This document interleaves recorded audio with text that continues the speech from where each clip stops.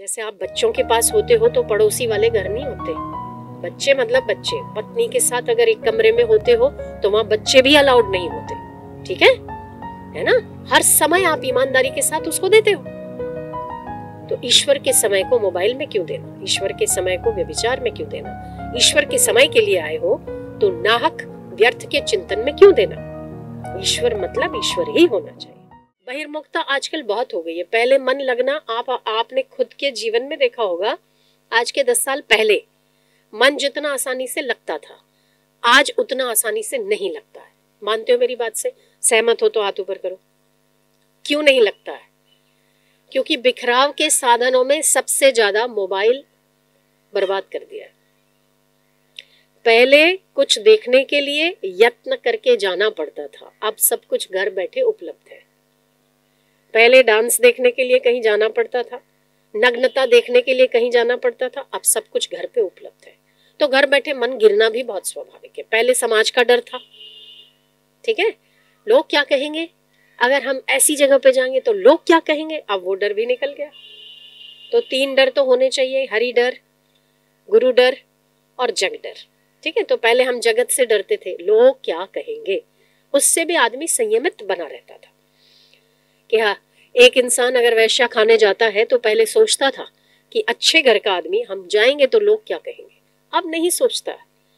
तो ये युग है, बहुत यंत्र युग है, बहुत ही बिखराव के साधन अधिक है, मन की निष्ठाएं कम हो गई है, मन का एकाग्रता कम हो गई है, मन की आसक्ति जहां होनी चाहिए वहां नहीं हुई है, पर बहिर्मुखता में बिखर गया है, इसीलिए मन निर्बल हो गया है।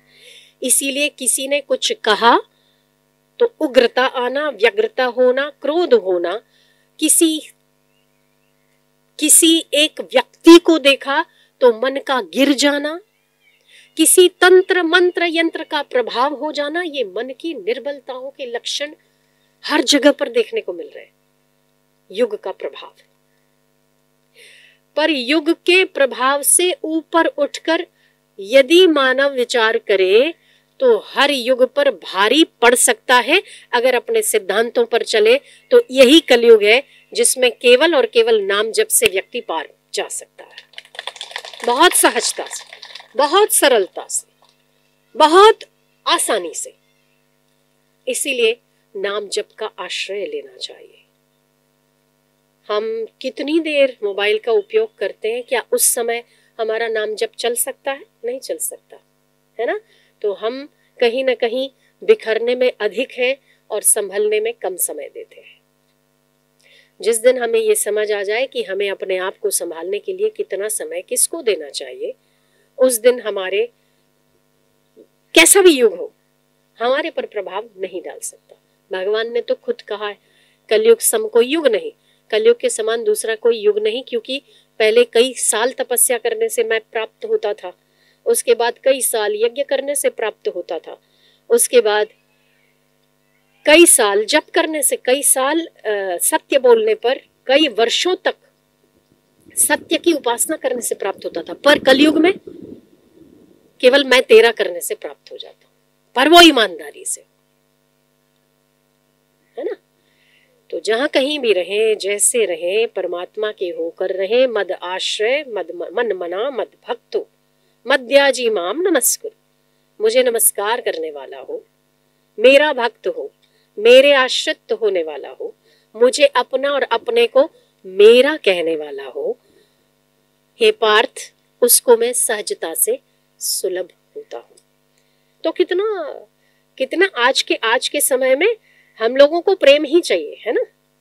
हमारा अभी का जो हृदय है वो पहले इसे निष्ठा के साथ तपस्या करने में नहीं मानता, ना ही हमारे शरीर की कैपेसिटी है। पहले लोग अपनी एक हथेली जितना लड्डू खा जाते थे, आज खा सकते हैं? नहीं ना, हजम ही नहीं कर सकते। अब लड्डू खा के दिखाओ आप, डाइजेशन खराब हो जाएगा आपका, डाइजेस्ट ही नहीं होगा। लड्डू सारा दिन डकारे मारते रहोगे, इतना बड़ा, एक हथेली जितना, इतना बड़ा लड्डू। तो अब के डाइजेशन, शरीर की मैकेनिज्म, शरीर की कैपेसिटी के साथ साथ मन का भी यही हाल है। पहले जो तपस्याएं होती थी, पहले जो अपने आप पर नियंत्रण होते थे, अब नहीं होते। तो मत करिए, पर आप परमात्मा के तो हो सकते हैं। ये प्रेम वाला हृदय तो आपके पास है, ये तो हर युग में बराबर है ना। तो बस ईश्वर के होके नाम जप में लगना चाहिए। कम से कम ऐसे समय में तो सही, आप पूरे साल का 1 महीना अगर देते हैं, श्रावण महीने में कुछ नियम आप अपने तय कर लेते हैं, तो निश्चित ही उन्नति को प्राप्त होते हैं और हमें कोई अशांत करने की ताकत नहीं रखता। क्योंकि कभी भी अशांति बाहर से नहीं आती, भीतर से आती है। कैसे?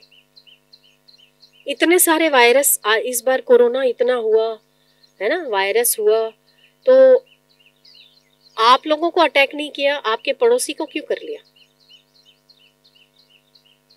घर में कोरोना हुआ है, एक इंसान हॉस्पिटल गया है, बाकी के 5 लोगों को कुछ नहीं हुआ, वो रिकवर हो गए। क्यों? कोरोना तो कोरोना है, उसको कैसे मालूम? आता तो सभी पे ही आता है ना, एक पे आया और दूसरे पे नहीं आया, ऐसा हुआ है ना। एक इंसान मर गया और बाकी के 4 बच गए। एक को भयंकर हुआ, ऑक्सीजन लेवल एकदम 60 हो गया, 40 हो गया, 45 हो गया, और दूसरे को कुछ नहीं हुआ। कैसे? इम्यूनिटी। जिसकी इम्यून सिस्टम बहुत अच्छा है उसे कुछ नहीं हुआ, जिसका इम्यून सिस्टम डाउन है, मतलब जो कुछ भी अटैक होता है बाहर का, हमारी आंतरिक कमजोरी के कारण होता है। चाहे वो शारीरिक रोग का अटैक हो, चाहे वो मानसिक अशांति का अटैक हो। आप ऐसे शांत स्वरूप में विराजमान हो जाओ कि दुनिया लड़ रही हो, खंजर की आवाज आ रही हो, शरीर आपका डूब रहा हो, प्रलय की स्थिति बनी हो, तभी भी आपका चित्त विचलित नहीं हो सकता। आप वो चीज है, ये भी आपके भीतर विराजमान है, केवल हमें उसका अभ्यास करना है। हम अभ्यास अगर मोबाइल का करते हैं तो हमारी उंगलियां कैसे फट फट फट चलती है ना, अभ्यास है कि नहीं? पहले जब आप पहली बार जब आपने मोबाइल लिया था तो आपको ये करना पड़ता था, है ना? करते थे नहीं करते थे? पता नहीं ई कहाँ है, एच कहाँ है, और जब हिंदी टाइपिंग आया तभी भी आपको दिक्कत हुई। पर अब हिंदी और इंग्लिश दोनों ही इजी हो गया, पट पट पट पट पट बिना देखे कर लेते हैं। क्यों? अभ्यास। ठीक है, तो जैसे यंत्र का अभ्यास ऐसे मंत्र का भी अभ्यास, जैसे यंत्र का अभ्यास ऐसे मंत्र का भी अभ्यास। आप टिक टिक करते हो तो ये आपका अभ्यास है, पर उस टिक टिक करने के साथ आपका अभ्यास अगर इतना दृढ़ है तो वो टिक टिक के साथ मंत्र भी आपका उतना ही गहरा चलता रहेगा, अगर हमारा अभ्यास है। तो मेरे कहने का मतलब ये है कि आप लोग आए हो, बहुत अच्छी बात है, पर आए हो उस समय को ईमानदारी के साथ व्यतीत कीजिए। ईमानदारी से भगवान के लिए आए हो तो भगवान को ईमानदारी का समय दीजिए। जैसे आप बच्चों के पास होते हो तो पड़ोसी वाले घर नहीं होते। बच्चे मतलब बच्चे, पत्नी के साथ अगर एक कमरे में होते हो तो वहां बच्चे भी अलाउड नहीं होते। ठीक है ना? हर समय आप ईमानदारी के साथ उसको देते हो। तो ईश्वर के समय को मोबाइल में क्यों देना? ईश्वर के समय को व्यभिचार में क्यों देना? ईश्वर के समय के लिए आए हो तो नाहक व्यर्थ के चिंतन में क्यों देना? ईश्वर मतलब ईश्वर ही होना चाहिए। ठीक है, तो हम आज देव शयनी एकादशी है। आज भगवान नारायण शयन करते हैं क्षीर सागर में, सारे मंगलिक कार्य बंद होते हैं। आज के बाद न विवाह, न गृह प्रवेश, कुछ भी नहीं होता। इसका मतलब क्या होता है? केवल होता है तो भगवान का काम होता है। उसके लिए ना मुहूर्त देखना है, ना उसके लिए कोई मंगल प्रवेश चाहिए, कुछ नहीं चाहिए। तो ये जो चतुर्मास है वो उत्तम मास है, उसमें भी श्रावण मास सबसे उत्तम। तो आप कोई ना कोई नियम जरूर लीजिएगा जो तपस्या में शामिल हो। वो आपके लिए तपस्या है। नीचे सोना भी तपस्या है, मधुरता का त्याग करना भी तपस्या है, बाहर का न खाना भी तपस्या है। जो बाहर के खाने के शौकीन है उन्हें बाहर का नहीं खाने का नियम लेना चाहिए। जो 4 बार खाने के शौकीन है उन्हें 1 बार खाने का नियम लेना चाहिए। 1 बार फल खाएंगे, 1 बार भोजन करेंगे। बहुत बहुत प्रकार से मन का संयमन किया जा सकता है। उसके लिए आपकी तैयारी होनी चाहिए। तो सबसे यंत्र युग बहुत अच्छा युग, सबसे दुखी युग भी बहुत अच्छा, सबसे अशांत युग भी बहुत अच्छा, गड़बड़ी वाला युग भी बहुत अच्छा, क्राइम वाला युग भी बहुत अच्छा, सब बहुत अच्छा है। ठीक है, पर इसमें ये सबसे अच्छा कि परमात्मा बड़ी आसानी से मिलता है।